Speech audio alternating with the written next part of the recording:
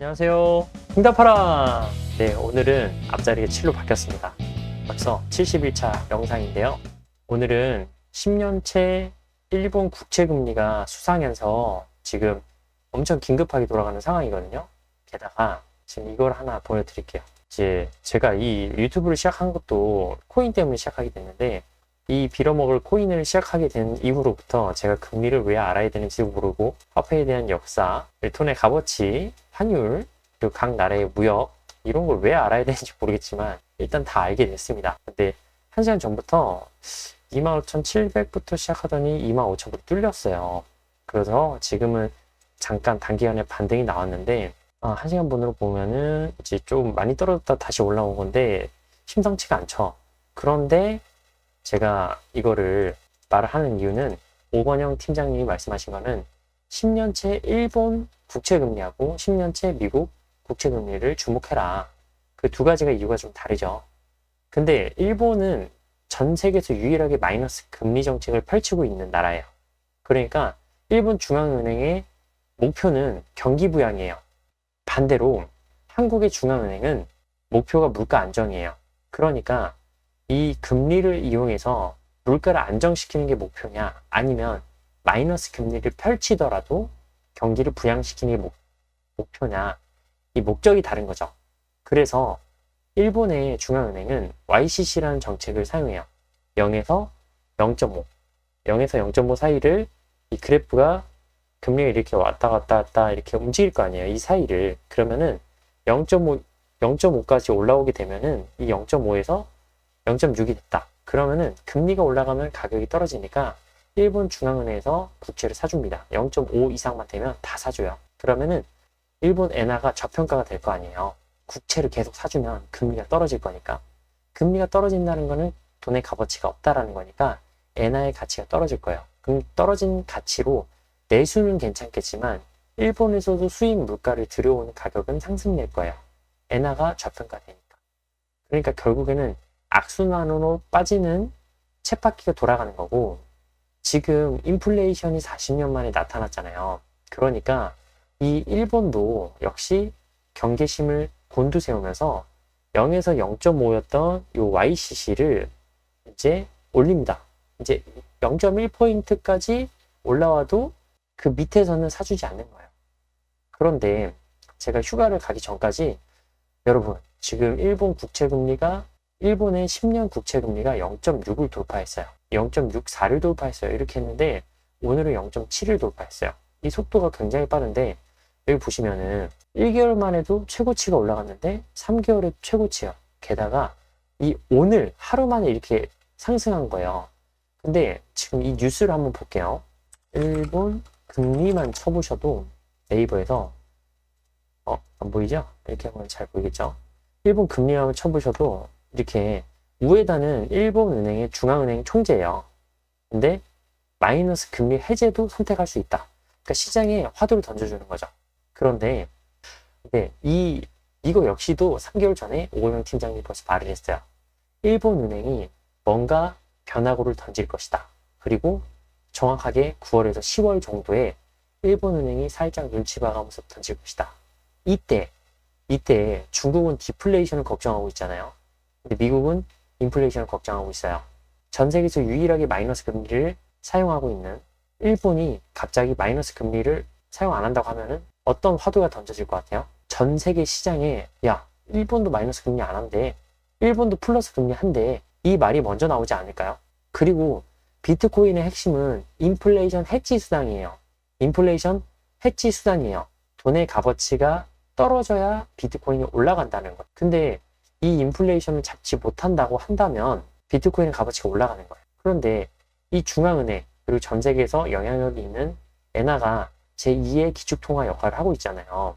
그런데 일본 중앙은행도 우리 경기 부양을 하기 위해서 마이너스 금리 정책을 펼쳤는데 지금은 그거 말고 마이너스 금리 해제도 이제 선택하려고 해 라고 하니까 엔화 값어치가 올라가는 거예요. 동시에 10년째 일본의 국채금리도 똥충 뛰어버린 거죠. 그러니까 지금 엄청 빠르게, 자, 이걸 클릭해 보시면 네이버에서 지금 현재 시각 9월 10일 화요일 0시 51분을 지나고 있습니다. 현재 껑충 쪘죠.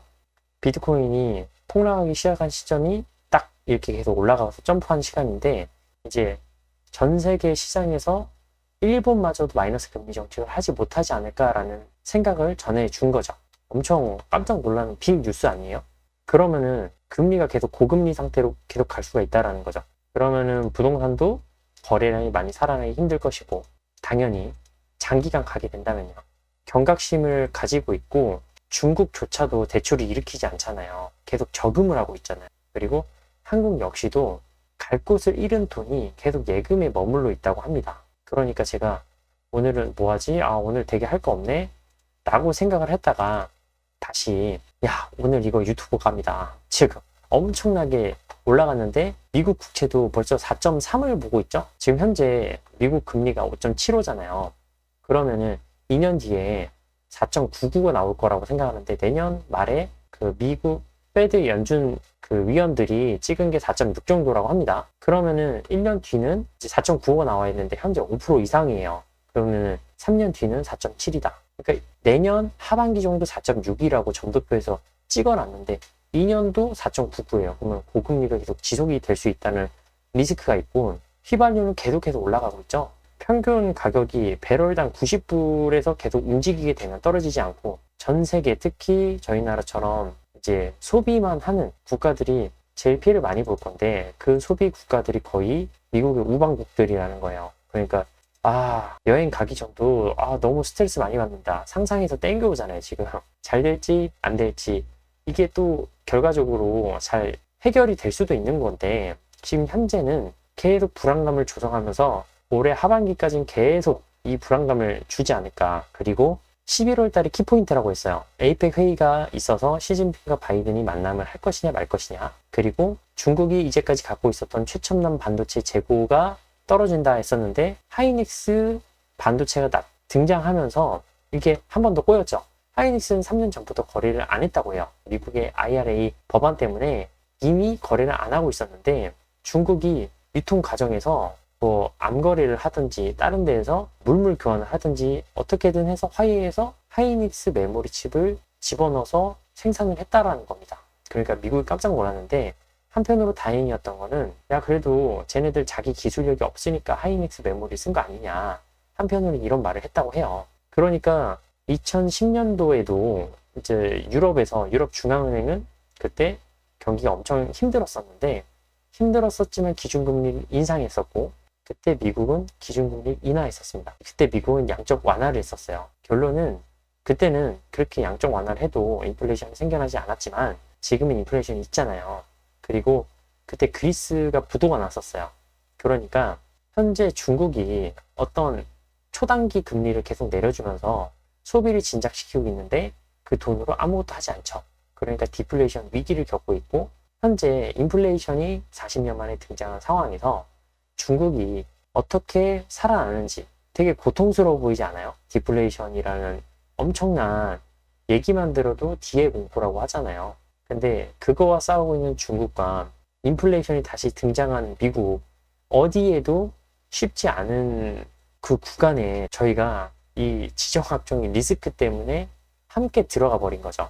이 와중에 일본 역시도 이렇게 널뛰기를 하는 장세에서 1% 가까이 올라가면은 일본 중앙은행이 또 사주고 계속 엔화 저평가를 쳐야 될 거 아니에요. 그러면은 당연히 일본이 엄청 힘들어질 거고, 그동안 많이 일본의 버블 경제 때 해외에 있는 달러 자산을 많이 매입을 해서 이자로 달러를 많이 받긴 했지만, 일본은 잃어버린 30년, 잃어버린 40년 이렇게 말이 나오는 기간 동안에 성장을 못하고 다들 저축만 해버리니까 일본 중앙은행은 경기 부양을 위해서 많은 양의 엔화를 찍어냈다고 합니다. 그러니까 지금 이 마이너스 금리를 돌아갔던 거예요. 최근에 제가 일본 영상을 올렸었잖아요. 금리가 마이너스 금리다 보니까 엔화가 거의 900엔에서 910엔.